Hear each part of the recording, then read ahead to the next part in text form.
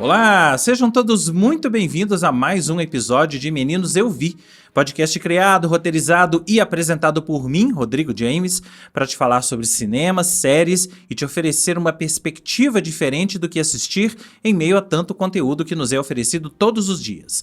O Meninos Eu Vi tem episódios inéditos todas as semanas, com críticas e dicas do que assistir e de como estas obras interferem nas nossas vidas.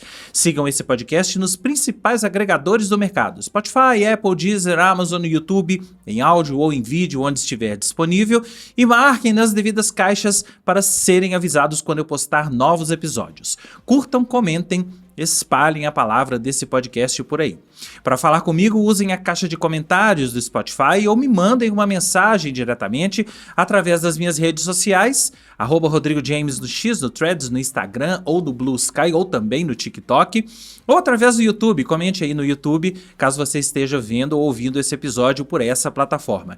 E não deixe também de seguir, ler, compartilhar e, quem sabe, apoiar a minha newsletter sobre cultura pop e entretenimento chamada Mala, que eu solto todas as sextas-feiras, com notícias, pensatas, críticas e um apanhado geral do que aconteceu no universo da cultura pop nessa semana, na semana e em várias outras semanas.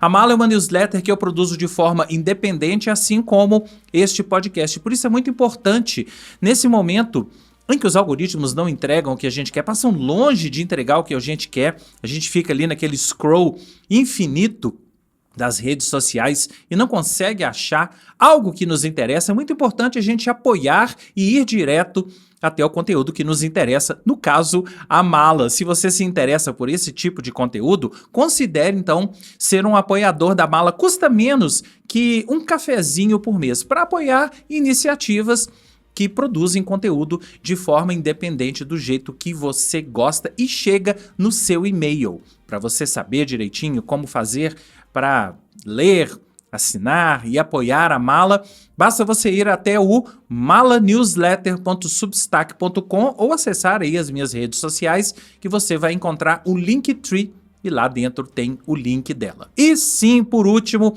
vamos saudar os ouvintes da 98 News, a primeira rádio 100% notícias, feita 100% em Belo Horizonte, filha caçula do grupo que já comanda a 98 FM e a CDL FM. Eu faço parte das 3 rádios. A 98 News fica no 98,7 FM de Belo Horizonte ou no rede98.com.br. E este podcast é veiculado na 98 News todos os sábados ao meio-dia e domingos às 8 da manhã.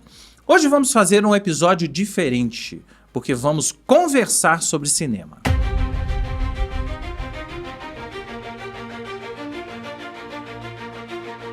Já faz um tempo que eu queria gravar esse episódio, ele tá quicando por aí já há algumas semanas, há alguns meses, na verdade acho que desde o início deste ano. Então eu resolvi aproveitar essa semana que nós estamos em meio à Copa do Mundo, com poucos lançamentos nos cinemas.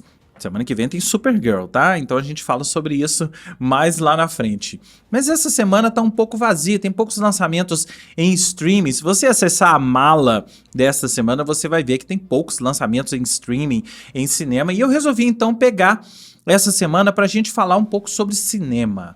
Mas não vou aqui dar uma aula sobre cinema, não é um curso sobre cinema. Eu vou falar do atual estado do cinema, a quantas anda o consumo de cinema, quantas anda o hábito de ir ao cinema. Deixa eu só acertar minha luz aqui.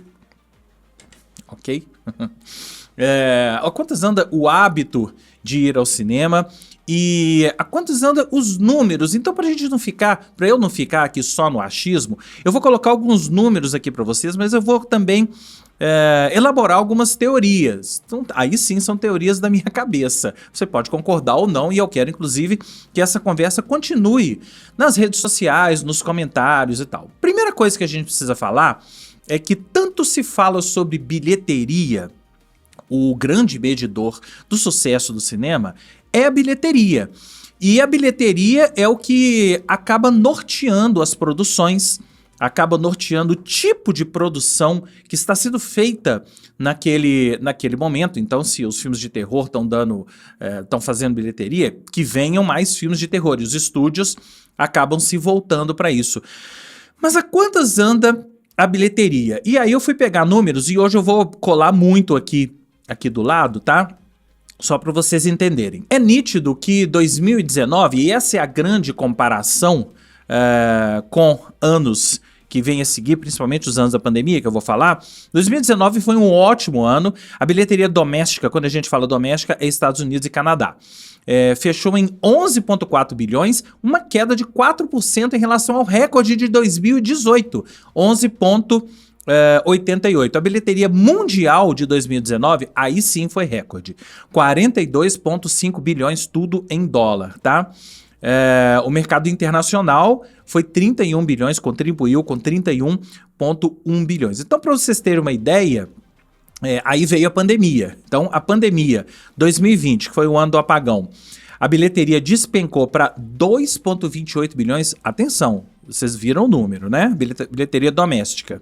E a bilheteria global, 12,4. Aí veio 2021, teve uma recuperação ainda capenga, com o mercado global 7,3 bilhões e a América do Norte, a bilheteria doméstica, né, com 4,5. Aí veio 2022 com a bilheteria global de 25,9. Olha como é que a coisa foi melhorando. E nos Estados Unidos, 7,5 bilhões, 65% acima de 21. Aí 23 foi o melhor ano dessa retomada pós-pandemia, porque foi o ano de Barbenheimer. A bilheteria doméstica foi 9 bilhões e a bilheteria global foi 34 bilhões. 2024 patinou, foi um ano que não melhorou, a bilheteria doméstica caiu para 8,7. Aí vem 2025, que a bilheteria norte-americana fechou em 8,87, uma leve alta em relação a 2024, e a bilheteria mundial 33,5 bilhões. Aí eu pedi eu tive a ajuda da IA para a gente chegar nesses números e para levantar algumas coisas, né? Eu pedi para a IA fazer uma projeção de 2026, comparar com outros anos. E a IA me disse que estamos em junho de 2026 ainda, mas os dados mais recentes e comparáveis comparam a 2023. Então, os dados de 2026 estão comparando a 2023, que é o melhor ano pós-pandemia. Então isso é um dado considerável. 2026 está sendo o melhor ano pós-pandemia, pelo menos até agora, né, até junho. Claro que a gente não tem ainda os números do verão, que é normalmente quando as bilheterias dão um salto. Mas por quê? O que está acontecendo em 2026 que a gente pode considerar os estúdios estão acertando e estão indo no caminho certo? Alguns indícios, alguns filmes. Claro que muitos deles são sucessos inesperados, mas alguns com certeza eles esperavam. Primeiro, o Super Mario Galaxy. Super Mario Galaxy é, até agora, o único filme a passar de $1 bilhão em bilheteria. Bom, eu tô gravando isso aqui no dia 16 de junho, então pode ser que quando você assista já tenha passado mais alguns. Outra, Michael, a biopic de Michael Jackson, a cinebiografia de Michael Jackson, apesar de eu não ter gostado, volte aí alguns episódios e você vai ver isso. Ela abriu com 97 milhões e ela já é a maior cinebiografia da história. Suplantou Bohemian Rhapsody, já tem 355 milhões domésticos Estados Unidos, ou seja, é muita coisa. Aí a gente teve filmes como Project Hail Mary, que é o Devoradores de Estrelas, que também foi um sucesso inesperado. Outro sucesso inesperado foi O Diabo Veste Prada 2, né, que esperavam que tivesse um sucesso, mas não o sucesso que for. Quer ver? O Diabo Veste Prada 2 já está com 215 milhões de dólares acumulados domesticamente. E finalmente o terror. Finalmente o terror. A gente teve principalmente Backrooms e Obsessão, dois sucessos inesperados, um da Blumhouse e outro da A24, e foram sucessos inesperados. Esses dois sucessos, sim, elevaram as bilheterias. Inclusive, tem até uma notícia que eu falei na rádio essa semana, que havia um projeto para transmissão de shows musicais nas salas de cinema AMC, shows ao vivo. Você compra o ingresso, senta na sala de cinema e assiste um show ao vivo. Seriam shows de cantoras pop, Bebe Rexha, Mary Morris, a própria Paris Hilton, que agora resolveu ser cantora, né? Mas enfim, esses shows você ia sentar e assistir dentro da sala de cinema. A AMC cancelou não, adiou isso por tempo indeterminado, porque percebeu que está no momento de bilheteria. Eu preciso das salas, as sessões, o maior número de sessões possível para as bilheterias, principalmente por conta do sucesso de Backrooms,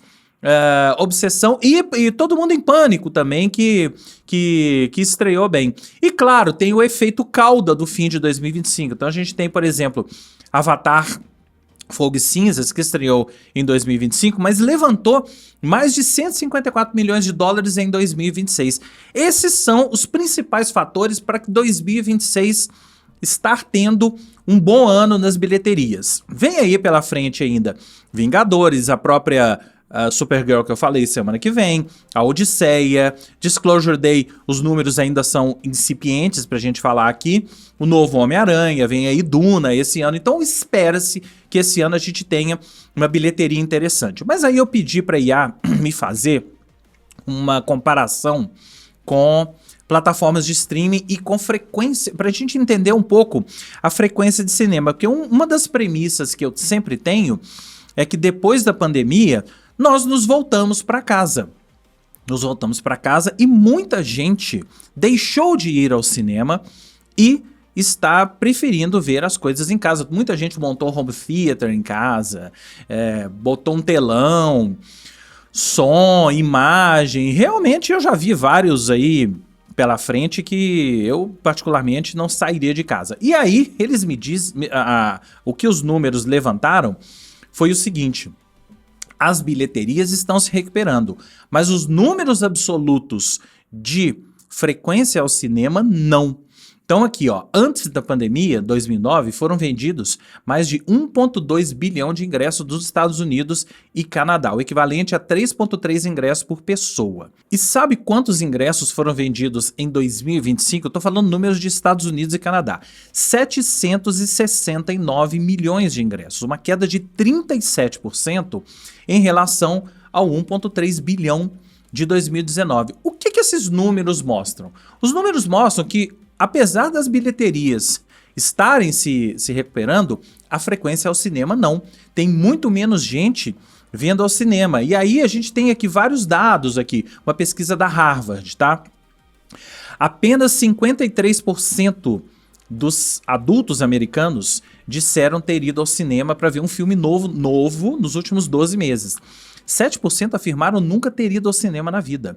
O hábito de frequência caiu de forma drástica. O percentual de pessoas que costumam ver filmes frequentemente no cinema caiu de 39% em 2019 para 17% em 2025. 75% dos americanos disseram ter optado recentemente por assistir a um filme em casa via streaming em vez de ir ao cinema. Esse é o dado que eu precisava. Esse dado mostra que a minha teoria de fundo de quintal está comprovada.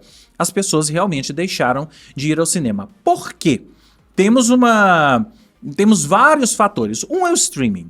E o streaming, sim, cresceu. O streaming, por exemplo, a Netflix terminou 2025 com 325 milhões de assinantes globais, um aumento de quase 25 milhões em relação a 2024. Então a curva está super ascendente da Netflix. Isso sem falar em Prime Video. Prime Video já é número 1 aqui no Brasil, ultrapassou a Netflix. Então, o tempo de tela das pessoas no streaming em casa aumentou consideravelmente. Ó, o adulto americano médio passa hoje 62,1 minutos por dia assistindo Netflix contra 53,3 em 2019.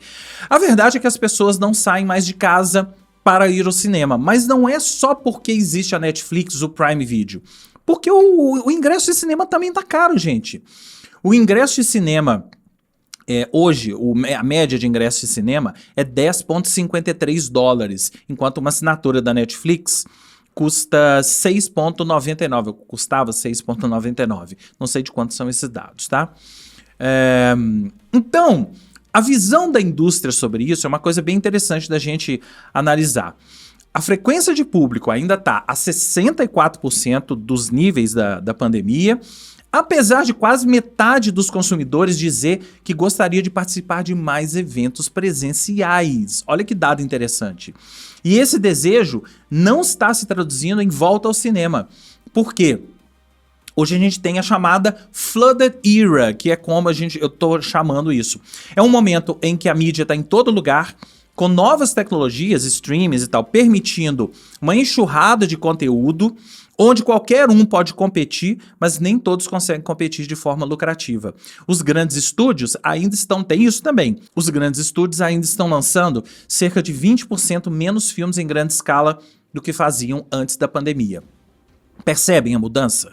Percebem como os números comprovam a minha teoria de fundo de quintal de que as pessoas se voltaram para casa por vários motivos. O cinema tá caro. Vá ao cinema. Eu falo aqui todas as semanas para ir ao cinema, mas se você realmente vai, você já percebeu isso. Cinema tá muito caro, porque não é só o ingresso, é a pipoca, o estacionamento. Se você vai com filhos, você acaba gastando muito dinheiro. Eu tava conversando com meu irmão outro dia, se for ele, minha cunhada e meus 2 sobrinhos, eles vão gastar mais de $100 em ingresso, e fora a pipoca, fora o estacionamento. Então é uma coisa inviável. As pessoas estão mais seletivas quando elas, nessa história de escolher o que assistir no cinema. E sobre escolher o que ir ao cinema, e eu acho que é aí que essa conversa se fecha um pouco, ela não vai encerrar aqui. Algumas coisas, alguns dados aqui apontaram que as pessoas estão cada vez mais preferindo os eventos no cinema. O que eu chamo de eventos do cinema e o que a gente está colocando dentro do mesmo bolo? São desde relançamentos. Então, se você acessar a grade de programação de cinema da sua cidade, você vai encontrar muitos relançamentos de filmes do passado. Outro dia tivemos De Volta para o Futuro, tivemos os dois Top Gun Maverick sendo relançados com 15 dias de diferença. Então vários filmes estão sendo relançados, filmes que muita gente só viu no streaming, muita gente só viu na TV, não teve oportunidade de assistir no cinema. Então as distribuidoras, as empresas estão relançando com cópias novas. Eu mesmo já fui ver uma cópia nova de Volta para o Futuro, não tem muito tempo, é uma cópia nova, de toda digital, remasterizada. É um prazer para quem gosta de cinema poder ir ao cinema assistir a uma cópia nova de um filme que você gosta, uma cópia digital, uma cópia com uma imagem, com som bons. É um grande prazer e as distribuidoras as exibidoras no caso, estão apostando nisso, estão apostando nesse evento, ir ao cinema para assistir filmes antigos. O outro evento que eu vou incluir nesse bolo é o filme-evento. O que é um filme-evento? É o Obsessão, é o Backrooms. É aquele filme que realmente se torna um evento, ele tem um boca a boca em torno dele. As pessoas falam umas com as outras que devem ir ao cinema assistir, porque se você assistiu ou Obsessão ou Backrooms no cinema, você sabe que faz diferença você estar numa sala lotada, com pessoas assustando, tomando susto na mesma hora que você.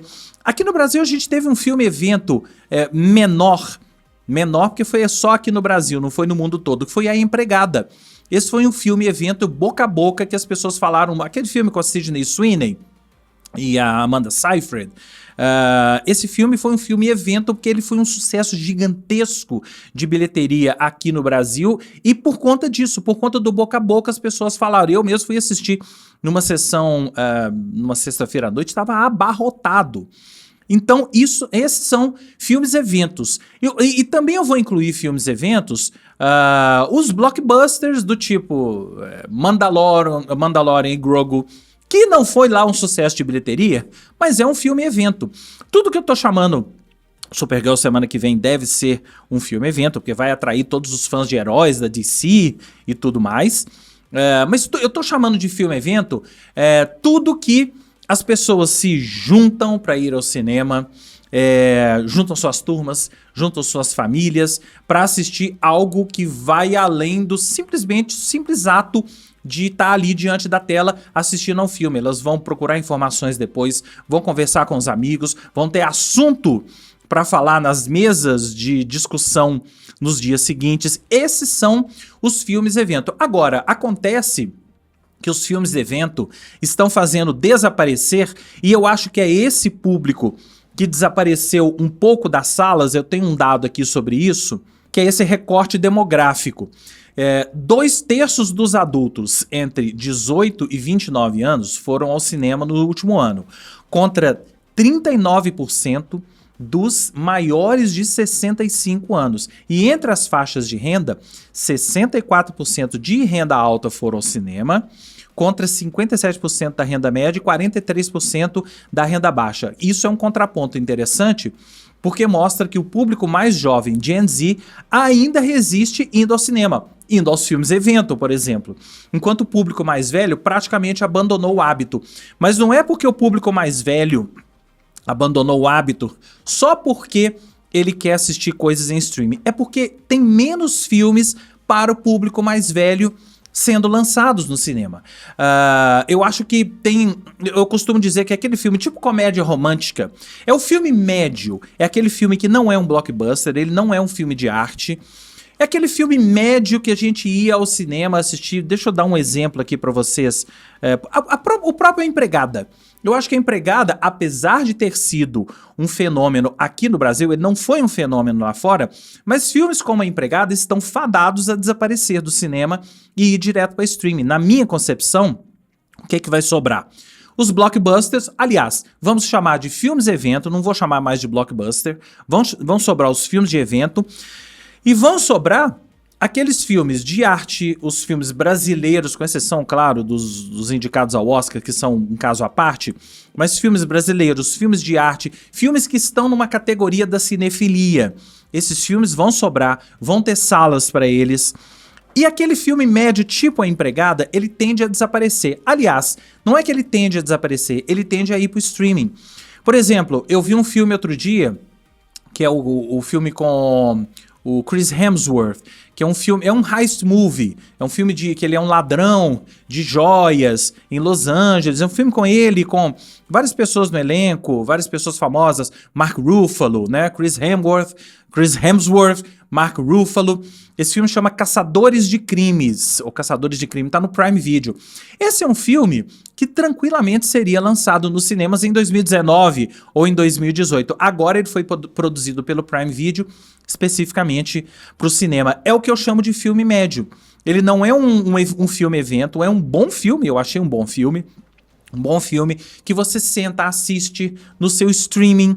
E eu tive bons momentos assistindo na minha TV, no meu som, com uma comida do lado e tal. É isso que eu tô falando. Esse filme médio tende a desaparecer cada vez mais das salas de cinema e a gente vai ficar com o público aqui embaixo, não que aqui no topo da pirâmide, não tô falando isso, mas tô falando só essa faixa de público de filmes de arte, filmes para públicos específicos, e vamos ficar com os filmes evento. O que isso vai significar para o cinema? Eu acho que cada vez mais essas tendências que eu falei aqui.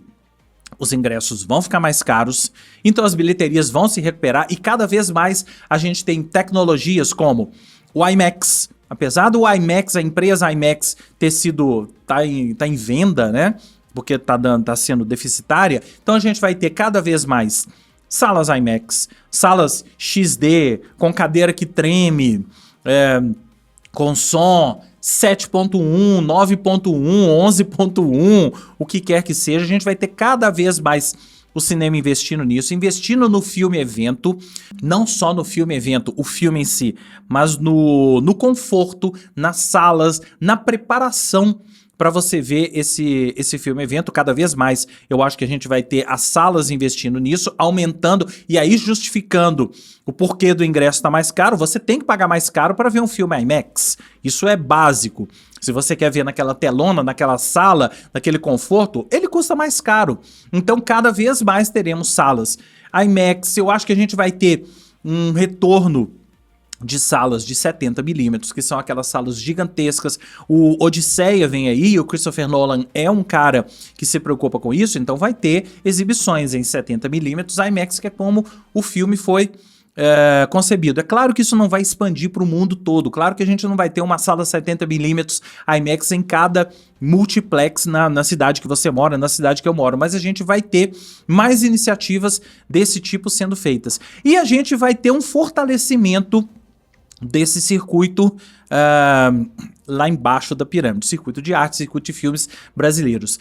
E cada vez mais a gente vai ter o cinema que é atrair público mais jovem, então é Gen Z, Millennials e por aí vai, e o público mais velho cada vez mais voltado para ou essa camada de filmes de arte, filmes para públicos específicos, vamos chamar o público mais velho 65 mais de público específico, a gente vai ter filmes voltados para esse público, filmes de arte, filmes brasileiros, dentro de uma faixa de exibição nas salas de cinema, mas aquele público médio, vamos chamar assim, o público entre 40 e 60, esse público vai para casa.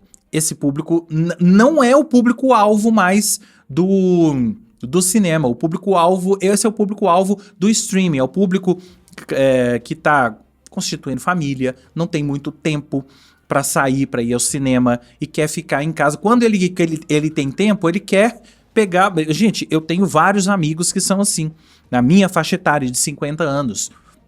Pessoas que me mandam mensagens numa sexta-feira à noite, num sábado à noite, me falam um filme para eu assistir.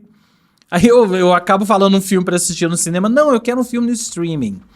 E aí eu vou lá procurar filmes no Prime, filmes na Netflix. É isso, a pessoa quer, depois que ela descansou, colocou o filho para dormir, fez as tarefas de casa, ou até terminou o trabalho, ela senta ali, ela quer simplesmente relaxar assistindo um filme. Antes, essa pessoa pegava o carro, ou pegava o ônibus, o transporte público e tal, ia até o cinema numa sexta-feira à noite, num sábado à noite, às vezes, assistia um filme. Hoje essa pessoa fica em casa, na Netflix, no Prime Video, no Globoplay, assistindo séries. Eu nem falei em séries aqui, mas isso tudo está relacionado. As pessoas estão cada vez mais preferindo assistir séries em casa do que às vezes filmes. Isso é papo para outro podcast, outro episódio do podcast, porque esse aqui eu tô falando especificamente de cinema, mas é isso, as pessoas, esse tipo de pessoa, essa faixa etária, essa faixa demográfica tá cada vez mais em casa. Então é isso, esse era o papo que eu queria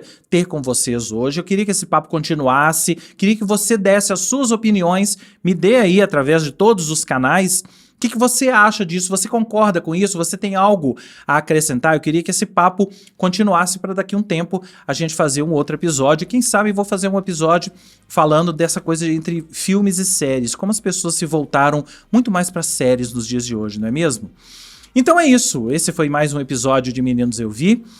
Se você quiser falar comigo, você já sabe, usa a caixa de comentários do Spotify ou me manda uma mensagem através das minhas redes sociais, @RodrigoJames no X, no Threads, no Instagram, no Blue Sky ou no TikTok. E finalmente através do YouTube. Comente aí embaixo no YouTube, caso você esteja vendo ou ouvindo esse episódio pelo YouTube. O Meninos Eu Vi fica por aqui e eu volto na semana que vem com mais críticas e dicas do que assistir. Um grande abraço e até lá!